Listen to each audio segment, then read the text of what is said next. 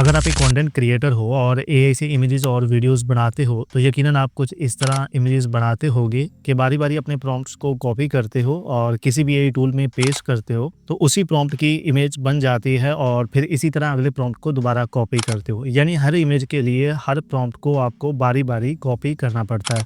और वैसे ये प्रोसेस 1-2 इमेजेस के लिए तो ठीक है, लेकिन जहाँ हमें 30, 50 या 100 इमेजेस बनानी हो, तो ये बहुत टाइम कंज्यूमिंग है। और जहाँ पर हमारी वीडियो 10 मिनट में तैयार होना होती है, इतनी ज़्यादा इमेजेस के चक्कर में हमारी वीडियो 1-2 घंटे में तैयार होती है। तो अगर हम टाइम सेव करना चाहें, तो इसका सॉल्यूशन क्या है? तो इसका सॉल्यूशन है हमारी आज की वीडियो, जिसमें मैं आपको एक ऐसा मेथड बताऊँगा, जिससे आप सिर्फ़ एक दफ़ा प्रॉम्प्ट को कॉपी करोगे और सिर्फ़ एक दफ़ा पेस्ट करके जस्ट 1 क्लिक करोगे और आपकी सारी की सारी इमेजेस बन जाएँगी। और इसमें कोई लिमिट नहीं है कि आपकी इमेजेस 30 हैं, 50 हैं या 100 हैं, बल्कि आप ये प्रोसेस फ़ॉलो करके अनलिमिटेड इमेजेस जनरेट कर सकते हो। और अगर आप कोई स्टोरी टाइप वीडियोस बना रहे हो और आप चाहते हो कि आपकी सारी इमेजेस के अंदर आपका करैक्टर भी कंसिस्टेंट रहे, तो आप अपनी सारी इमेजेस के अंदर करैक्टर को कंसिस्टेंट भी रख सकते हो। तो चलिए स्टेप बाय स्टेप इस प्रोसेस को सीख लेते हैं और अपना टाइम सेव करते हैं। तो सबसे पहले हम ये प्रोसेस कंप्यूटर या लैपटॉप के लिए सीख लेते हैं। आपने जाना है सिंपली गूगल क्रोम के ऊपर और यहाँ पर जाकर आपने सर्च करना है ऑटो व्हिस्क। जैसे आप ऑटो व्हिस्क सर्च करोगे, आपके पास पहले ये गूगल वेब स्टोर की वेबसाइट आ जाएगी। इसको सिंपली आपने ओपन कर लेना है। जैसे आप इसको ओपन करेंगे तो आपके पास ये auto whisk automated for whisk AI का एक एक्सटेंशन मिलेगी। इसको आपने ऐड टू क्रोम के ऊपर क्लिक करके अपने क्रोम ब्राउज़र के अंदर आपने इसको ऐड कर लेना है।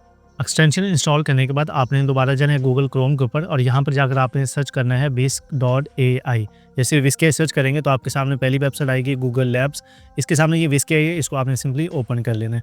ओपन करने के बाद यहाँ पर ब्राउज़ गैलरी के ऊपर क्लिक करके आप अपने इसको किसी भी एक जीमेल अकाउंट के थ्रू लॉगिन कर लेना है। लॉगिन करने के बाद एंटर टूल के ऊपर आपने क्लिक करना है। अब आपके सामने whisk AI ओपन हो जाएगा। इसके बारे में ऑलरेडी आप जानते भी होंगे, लेकिन इस दफ़ा हम इसके साथ उस एक्सटेंशन को यूज़ करेंगे ताकि हम अनलिमिटेड इमेजेस को एक ही क्लिक के ऊपर जनरेट करवा सकें। अब अगर आप यहाँ पर वैसे ही अपना प्रॉम्प्ट पेस्ट करोगे और इसको जनरेट के ऊपर क्लिक करोगे, तो आपको सिर्फ उसी प्रॉम्प्ट की 2 इमेजेस जनरेट होंगी। दोबारा फिर आपको प्रॉम्प्ट पेस्ट करना पड़ेगा। अब आपने क्या करना है, आपने सिंपली वही एक्सटेंशन जो अभी हमने इंस्टॉल की थी, ये एक्सटेंशन वाले टैब के ऊपर क्लिक करके ये ऑटो व्हिस्क वाली जो एक्सटेंशन है, इसको आपने सिंपली ओपन कर लेना है। जैसे आप ओपन करेंगे, पॉसिबल हो सकता है कि जब आप ओपन करेंगे तो आपके सामने ये जो लैंग्वेज है, ये कुछ इस टाइप की शो हो रही हो। तो आपने सिंपली ये ऊपर क्लिक करके इसको इंग्लिश के अंदर कर लेना है ताकि आपको समझ आ जाए कि यहाँ पर लिखा हुआ क्या है। अब यहाँ पर हमारे पास 3 ऑप्शन आ रहे हैं। 3 में से हम सेकंड ऑप्शन जो वर्जन 7.5.1 DOM है, इस क्लासिक वाले वर्जन को हम यूज़ करेंगे। आपने सिंपली इसके ऊपर क्लिक कर लेना है। इसके ऊपर क्लिक करने के बाद आपके सामने कुछ इस तरह का यूज़र इंटरफेस ओपन हो जाएगा इस एक्सटेंशन का, जहाँ पर आपके सामने एक प्रॉम्प्ट बॉक्स आ जाएगा। अब आपने एक बात का ध्यान रखना है कि जब आप इस एक्सटेंशन को रन करोगे, ओपन करोगे, तो साथ में आपका ये whisk AI ओपन होना ज़रूरी है। अगर ये whisk AI ओपन नहीं होगा तो आपकी ये एक्सटेंशन काम नहीं करेगी। अब दूसरी चीज़ आपने जो ज़हन में रखनी है वो ये है कि यहाँ पर जो आप प्रॉम्प्ट पेस्ट करोगे, आपका प्रॉम्प्ट एक लाइन आपकी जो होगी वो एक प्रॉम्प्ट समझा जाएगा। अगर आपके प्रॉम्प्ट के बीच में कोई गैप आ रहा है या आपने कोई स्पेस दी हुई है, तो वो प्रॉम्प्ट आपका अगले प्रॉम्प्ट के अंदर शामिल हो जाएगा। अब यहाँ पर एग्जांपल के तौर पे मैं आपको बता देता हूँ, यहाँ पर मेरे पास कुछ प्रॉम्प्ट्स मौजूद हैं जो कि मैंने अभी जनरेट करवाए हैं। अब यहाँ पर आप देख सकते हैं, अब ये एक लाइन है, यानी कि इस लाइन के बीच में कोई गैप नहीं है, तो ये एक प्रॉम्प्ट काउंट होगा।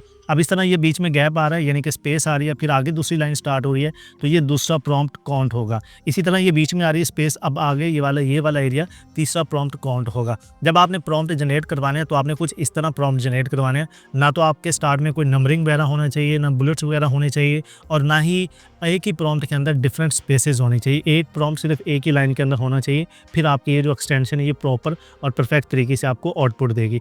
अब लेट्स सपोज कि अब ये मेरे पास 10 प्रॉम्प्ट है, तो मैं क्या करता हूँ, इन सारे प्रॉम्प्ट्स को एक ही दफ़ा में क्या कर लूँगा, कॉपी कर लूँगा।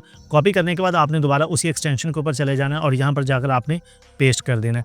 अब ये सारे प्रॉम्प्ट पेस्ट करेंगे तो अब यहाँ पर आप देख सकते हैं, ये पहला प्रॉम्प्ट है, जैसे बीच में स्पेस आई है, इसका मतलब ये है कि ये पहला प्रॉम्प्ट खत्म हो गया, अब दूसरा प्रॉम्प्ट यहाँ पर स्टार्ट हो गया। तो इस तरह आपने अपने सारे प्रॉम्प्ट्स को, जितने भी आपके प्रॉम्प्ट्स होंगे, उनको आपने यहाँ पर कॉपी पेस्ट कर देना है। ठीक है, कॉपी पेस्ट करने के बाद आपने सिंपली यहाँ पर नीचे स्टार्ट के ऊपर क्लिक करना है। तो अब यहाँ से आपके ये 2 ऑप्शन पूछेगा कि क्रिएट न्यू प्रोजेक्ट या रन टू दिस प्रोजेक्ट। अगर तो यहाँ पर आप देख सकते हैं, अगर इस प्रोजेक्ट के अंदर आपने कोई ऑलरेडी इमेजेस बनाई हैं तो आप क्रिएट न्यू प्रोजेक्ट के ऊपर क्लिक कर दीजिएगा। अब चूंकि ये आपने खुद अभी नया प्रोजेक्ट ओपन किया, कोई भी चीज़ क्रिएट नहीं की, तो आप simply run on this project के ऊपर आप क्लिक कर देंगे। जैसा भी इसके ऊपर क्लिक कर देंगे, आपने कुछ भी नहीं करना, बस क्लिक करके आपने बैठ जाना है। यहाँ पर आप देख सकते हैं कि प्रॉम्प्ट प्रोसेसिंग जो है 1 से 10 प्रॉम्प्ट काउंट हुए हमारे टोटल, और पहले प्रॉम्प्ट के ऊपर वर्किंग स्टार्ट हो चुकी है। अब आपने कुछ नहीं नहीं करना, आप जैसे देखते जाएँगे ऑटोमेटिकली आपके एक-एक प्रॉम्प्ट की 2-2 इमेजेस जो कि वो जनरेट करवाता जाएगा।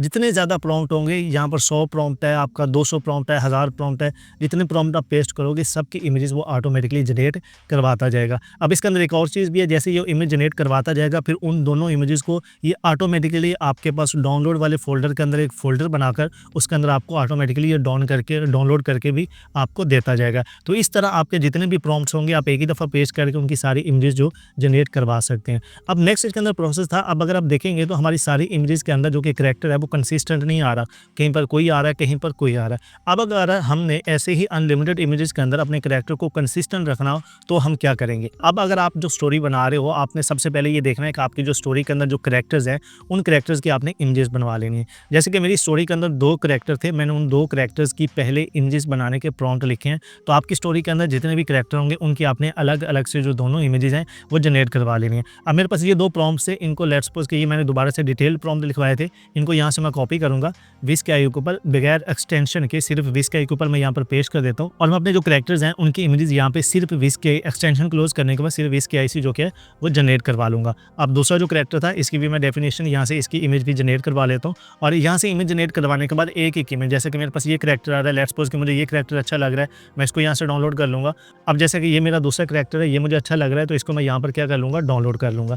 अब आपके करैक्टर आ गए, करैक्टर आने के बाद अब आपने क्या करना है, न्यू प्रोजेक्ट ओपन करना है, फिर यहाँ पर आपने अपनी एक्सटेंशन को जो कि दोबारा से लॉन्च करना है, उसके ऊपर सेकंड वर्जन को यूज़ करना है, ठीक है। अब आपने यहाँ पर जो कि आकर सेटिंग के ऊपर ये सब्जेक्ट का ऑप्शन आ रहा है, यहाँ पर आपने सबसे पहले अपने वो दोनों जो आपके ने करैक्टर क्रिएट करवाए थे उनकी इमेजेस आपने यहाँ पर अपलोड करनी है। ये पहला करैक्टर आ गया, ये प्लस के ऊपर क्लिक करके यहाँ पर ये आपके सामने जो दूसरा करैक्टर है उसकी जो डेफिनेट इमेज है वो भी आपने अपलोड कर देनी है। अपने दोनों करैक्टर्स की इमेजेस को डाउनलोड करने के बाद बाकी प्रोसेस आपने सेम फॉलो करना है। अब यहाँ पर एक चीज़ का ध्यान रखना है, जब आप इमेजेस अपलोड कर लोगे तो अब यहाँ पर उससे पहले आपने न्यू प्रोजेक्ट ओपन लाजमी कर लेना है, फिर इमेजेस अपलोड करनी है और फिर यहाँ पर अपने प्रॉम्प्ट्स को पेस्ट कर देना है। स्टार्ट के ऊपर क्लिक करके रन ऑन दिस प्रोजेक्ट के ऊपर क्लिक कर देना है। अगर आप रन और न्यू प्रोजेक्ट के ऊपर क्लिक करोगे तो आपके ये वाले जो आपने रेफरेंस ऐड किए थे अपने करैक्टर्स के वो आपके रिमूव हो जाएंगे और फिर आपका करैक्टर जो है वो कंसिस्टेंट नहीं रहेगा। अब यहाँ पर आप देखेंगे कि जितनी भी आपकी इमेजेस बनेंगी वो सारी की सारी इमेजेस आपकी क्या बनेंगी, कंसिस्टेंट करैक्टर्स के साथ, और ऑटोमेटिकली बनकर आपका एक फ़ोल्डर बनता जाएगा और ऑटोमेटिकली डाउनलोड वाले फ़ोल्डर के अंदर ये आपकी इमेजेस क्या हैं वो ऑटोमेटिकली डाउनलोड होती जाएंगी। तो इस तरह आप विस्काई को यूज़ करके अनलिमिटेड इमेजेस कंसिस्टेंट करैक्टर के साथ जस्ट 1 क्लिक के ऊपर बना सकते हो। आपको बारी-बारी अपने प्रॉम्प्ट्स को कॉपी पेस्ट नहीं करना पड़ेगा। तो ये एक मुकम्मल प्रोसेस था कि किस तरह आप अपने पीसी या लैपटॉप के अंदर ये विस्क एआई ऑटो एक्सटेंशन के साथ आप अनलिमिटेड इमेजेस वो भी कंसिस्टेंट करैक्टर के साथ जनरेट करवा सकते हो।